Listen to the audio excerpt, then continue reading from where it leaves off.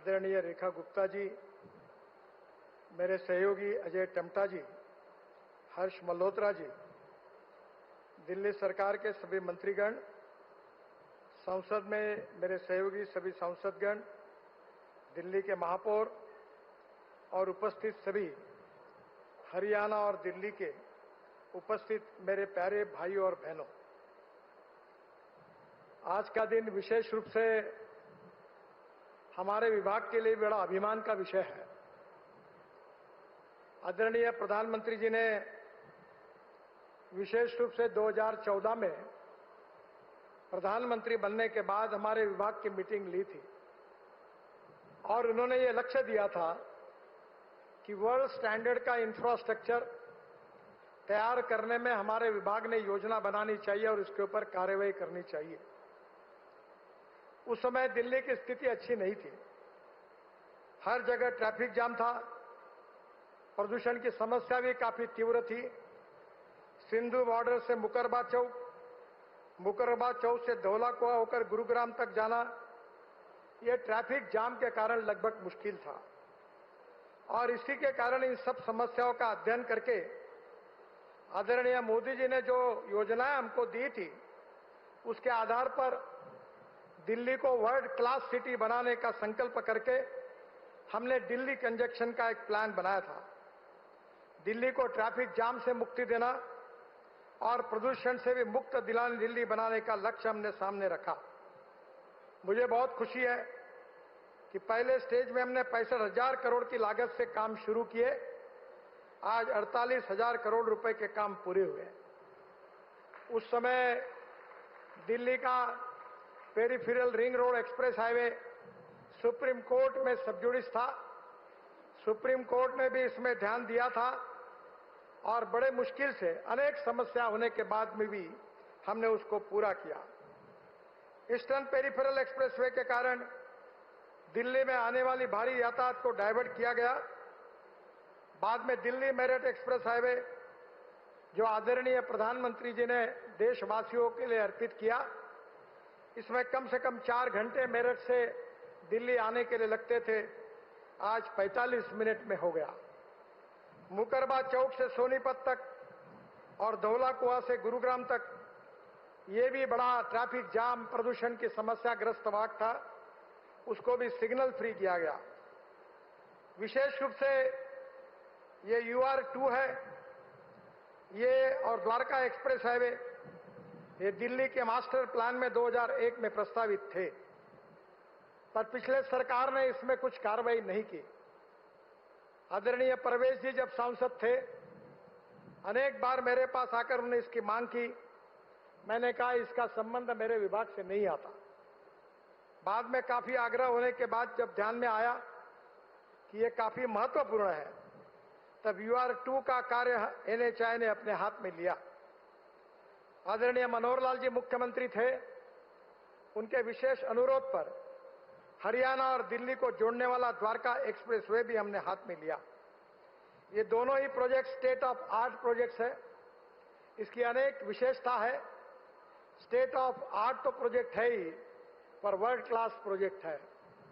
Tunnel में एक road है, उसके नीचे और एक रोड है और एक ब्रिज पर 4 लेन के रोड बने हुए हैं। इस प्रकार का एक अपने आप में एक बहुत महत्वपूर्ण प्रोजेक्ट है। ये प्रोजेक्ट बनाते समय काफी दिक्कतें आई, अनेक अड़चनें और समस्याएं खड़ी हुई, पर मैं हरियाणा सरकार को और दिल्ली सरकार को धन्यवाद दूंगा कि उनके सहयोग के कारण ये समस्या हमने सुलझाई। विशेष रूप से हमारे NHAI के इंजीनियर्स, कॉन्ट्रैक्टर्स, इन सब लोगों ने इसके ऊपर बहुत मेहनत की। इसकी क्वालिटी के और विशेष रूप से ध्यान दिया गया। इसका जब पहला डिजाइनिंग आया था, तब मैंने उनको प्रश्न पूछा था कि 25 साल सोचकर आपने ये बनाया क्या? जब ध्यान में आया कि ये 25 साल सोच का नहीं है, तो डिजाइन को रिजेक्ट करके उसको नया डिजाइन के रूप में बनाया। वैसे ये डिस्टेंस केवल 29 किलोमीटर है, पर सिंगल लेन का हिसाब किया जाए तो ये 563 किलोमीटर है।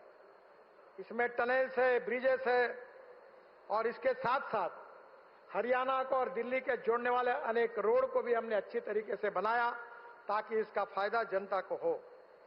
और हमारे अधिकारियों ने, इंजीनियर्स ने, कॉन्ट्रैक्टर्स ने आज काम जो किया है बहुत अच्छा किया है। कभी काम अच्छा नहीं होता तो मैं उनसे नाराज भी होता हूं। इस काम का परीक्षण करने के लिए मैं आया था। उस समय सक्सेना जी मेरे साथ थे। एक एक चीज हमने बारीकाई से देखी थी और एक अच्छा स्टेट ऑफ आर्ट प्रोजेक्ट हुआ है। ये प्रोजेक्ट करते समय हमारे विभाग के सचिव निवृत्त हुए युद्धवीर मलिक, इन्होंने काफी बड़ा सहयोग ये प्रोजेक्ट पूरा करने के लिए, अड़चनों को सुलझाने के लिए उनका भी मिला।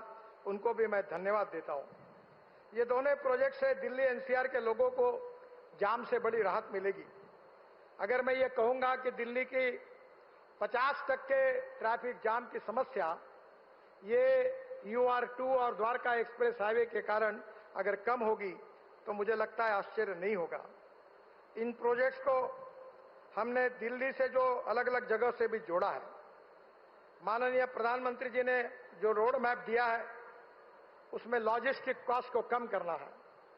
हमारे देश की लॉजिस्टिक कॉस्ट 14 से 16% है, चाइना की लॉजिस्टिक कॉस्ट 8% है और यूरोपियन और अमेरिका की ये 12% है।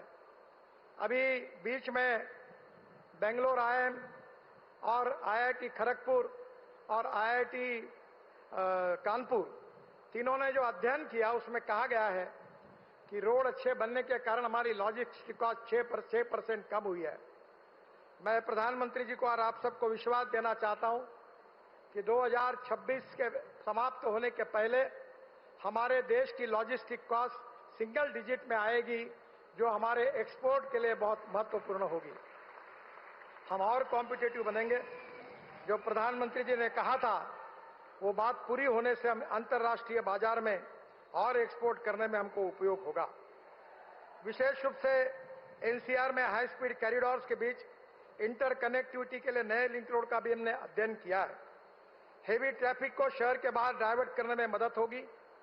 विशेष रूप से दिल्ली से कटरा एक्सप्रेसवे को UR2 को कनेक्शन देने की भी योजना हमने बनाई है। जम्मू कश्मीर, पंजाब से एयरपोर्ट व दिल्ली मुंबई एक्सप्रेसवे के लिए सीधी कनेक्टिविटी UR2 से मिलेगी।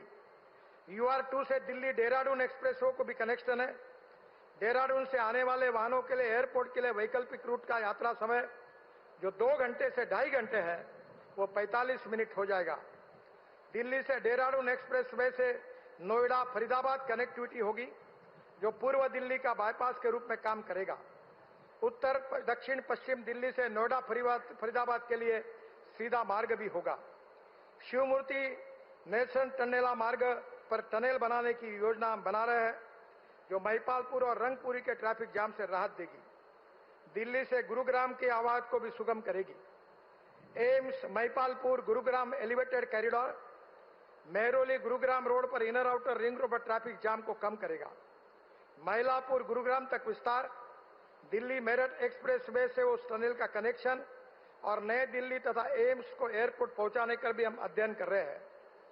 मुझे विश्वास है कि हमें दिल्ली के लिए जो महत्वपूर्ण प्रोजेक्ट प्रधानमंत्री जी के मार्गदर्शन में किए हैं उसमें से 1 लाख करोड़ रुपए खर्चा करके DND दिल्ली मुंबई एक्सप्रेसवे मार्च 26 तक पूरा होगा।